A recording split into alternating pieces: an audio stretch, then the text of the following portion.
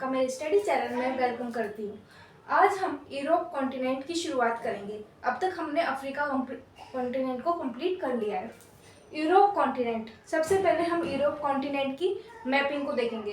तो Europe continent में सबसे पहले हम पढ़ेंगे आइसलैंड। आइसलैंड की कैपिटल है रिकवेजिक। आइसलैंड है, उसके पास में ही नॉर्वेजियन सी है। आइसलैंड, नॉर्वेजियन सी, उसके बाद नॉर्वे। नॉर्वे की कैपिटल है ओस्लो और यहाँ पर नोबेल पीस प्राइज भी दिया जाता है। फिर नॉर्वे के पास है स्वीडन। स्वीडन की कैपिटल है स्टॉकहोल्म। यहाँ पर सारे नोबेल प्राइज डिस्ट्रीब्यूट किए जाते हैं। और फिर स्वीडन के बाद आएगी फिनलैंड।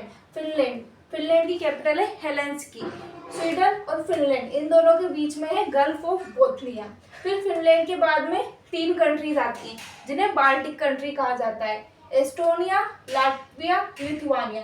तो एस्टोनिया की कैपिटल तो हो जाएगी तल्लीन, फिर लातविया की कैपिटल हो जाएगी रीगा और लिथुआनिया की हो जाएगी विनियस। उसके बाद हम देखेंगे बेलारूस। बेलारूस उसके बाद यहाँ पर यूक्रेन। बेलारूस के इधर पास में रशिया है। रशिया की कैपिटल है मॉस्को और ये वाला रशिया यूरोप का पार्ट है। इधर आधा रशिया एशिया का पार्ट भी है, लेकिन जो ये वाला रशिया है ये यूरोप का पार्ट है। फिर हम दोबारा से बेलारूस पे जाएंगे। तो बेलारूस के पास में क्या है, पोलैंड। यहाँ की कैपिटल हो जाएगी वार्सा।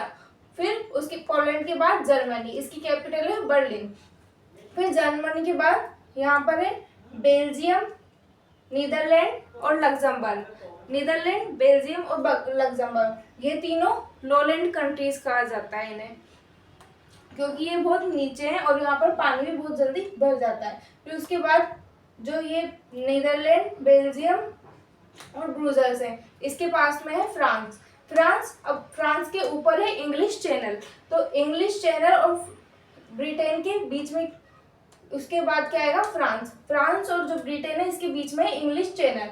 तो ये जो ब्रिटेन है इसमें 4 कंट्रीज होती हैं, जिसको हम याद कर सकते हैं न्यूज ट्रिक के साथ। एन से नॉर्थ आयरलैंड, ई से इंग्लैंड, डब्ल्यू से वेल्स और एस से स्कॉटलैंड। फिर हमने ये ब्रिटेन देख लिया। यहाँ पर फिर से हम फ्रांस पे जाएंगे और जो फ्रांस है, फ्रांस के पास में है स्पेन। फ्रांस और स्पेन के बीच में है एंडोरा कंट्री, जो एक माउंटेनस कंट्री है, पूरी तरह माउंटेन से घिरी हुई कंट्री है। उसके बाद हमने स्पेन देखा। स्पेन के बाद आएगा पोर्चुगल। और जो स्पेन और पोर्चुगल है ये दोनों पेनिनसुला पे स्थित है। कौन से पेनिनसुला पे है ये, आइबेरियन पेनिनसुला। क्योंकि पेनिनसुला क्या होता है, जो तीनों साइड से वाटर से कवर होता है। तो जो स्पेन और पोर्चुगल है ये दोनों आइबेरियन पेनिनसुला पे हैं। फिर इधर आ जाएगी जिब्राल्टर वाटर स्टेट। जो जिब्राल्टर वाटर स्टेट है ये हमने पढ़ी थी, ये मेडिटेरियन सी का एंट्री गेट होती है। फिर ये मेडिटेरियन सी आ जाएगा। तो अब हम इसको एक बार देखते हैं। उसके बाद हम 2 पार्ट में डिवाइड करके यूरोप कॉन्टिनेंट को पढ़ेंगे। एक पार्ट हमने यहाँ पर देख लिया है, अभी हम इसको पूरा लिख के और इसकी और भी जानकारी लेंगे। उसके बाद हम दूसरे पार्ट को फिर से मैपिंग में देखेंगे और उसके बाद हम लिखने के थ्रू याद करेंगे। फिर उसके बाद Europe area wise 6th continent है और पॉपुलेशन वाइज कौन सा कॉन्टिनेंट है, यूरोप 3rd। उसके बाद जो यूरोप है ये डेजर्ट डिफिशिएंट कॉन्टिनेंट है। यहाँ पर बिल्कुल भी मरुस्थल नहीं पाए जाते हैं, मरुस्थल विहीन महाद्वीप है। उसके बाद यूरोप 3 साइड से पानी से कवर है। तो एकमात्र ऐसा कॉन्टिनेंट जो कि पेनिनसुला है, तीनों साइड से पानी से कवर्ड है, वो कौन सा हो जाएगा, यूरोप। उसके बाद हम मैपिंग देखते हैं।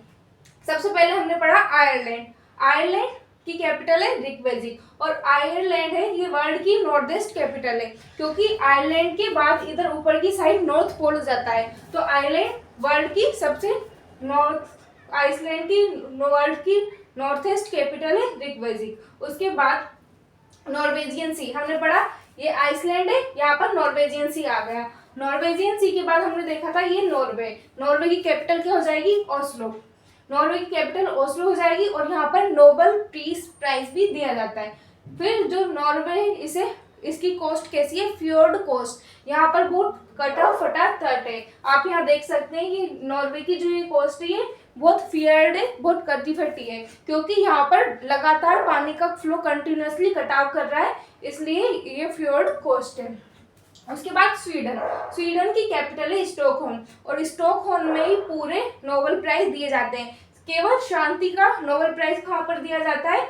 नॉर्वे में, नॉर्वे की कैपिटल ओस्लो में। लेकिन जो स्टॉकहोम है वहाँ सारे नोबेल प्राइज डिस्ट्रीब्यूट होते हैं। जो स्वीडन है, स्वीडन में ही फर्स्ट टाइम वर्ल्ड कॉन्फ्रेंस हुई थी सस्टेनेबल डेवलपमेंट के लिए। स्वीडन है उसमें ही, जो स्वीडन की कैपिटल है स्टॉकहोम, वहां पर ही वर्ल्ड की कॉन्फ्रेंस हुई थी फर्स्ट टाइम सस्टेनेबल डेवलपमेंट के लिए 1972 में। फिर इसके बाद इसी कंजर्वेशन, ये जो सस्टेनेबल डेवलपमेंट हुआ इसके बाद ही वाइल्ड लाइफ कंजर्वेशन एक्ट बना 1972 का।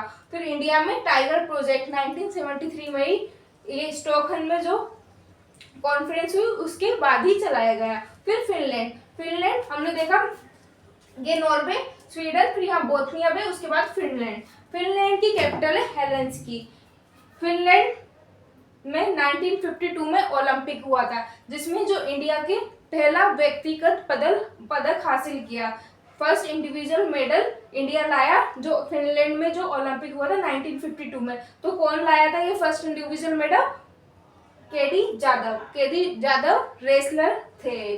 उसके बाद जो फिनलैंड है इसे कंट्री ऑफ लेक्स भी कहा जाता है। फिनलैंड और जो स्वीडन है इन दोनों के बीच में एक बे है जिसका नाम है बोथनिया बे। उसके बाद बाल्टिक कंट्री हमने यहाँ पर देखी थी, एस्टोनिया, लातविया और लिथुआनिया, ये तीनों बाल्टिक कंट्रीज है। तो एस्टोनिया की कैपिटल हो जाएगी तल्लीन, लातविया की रीगा, लिथुआनिया की विनियस। और ये जो बाल्टिक कंट्रीज हैं ये तीनों एस्टोनिया, लातविया, लिथुआनिया, ये बाल्टिक सी से बाउंड्री बनाते हैं। अपन यहाँ देख सकते हैं ये हो गई एस्टोनिया, लातविया, लिथुआनिया, और यहाँ पर ये बाल्टिक सी हो गया। फिर बाल्टिक सी के ऊपर जाते हुए गल्फ ऑफ बोथनिया है जो कि फिनलैंड और स्वीडन को डिवाइड करती है।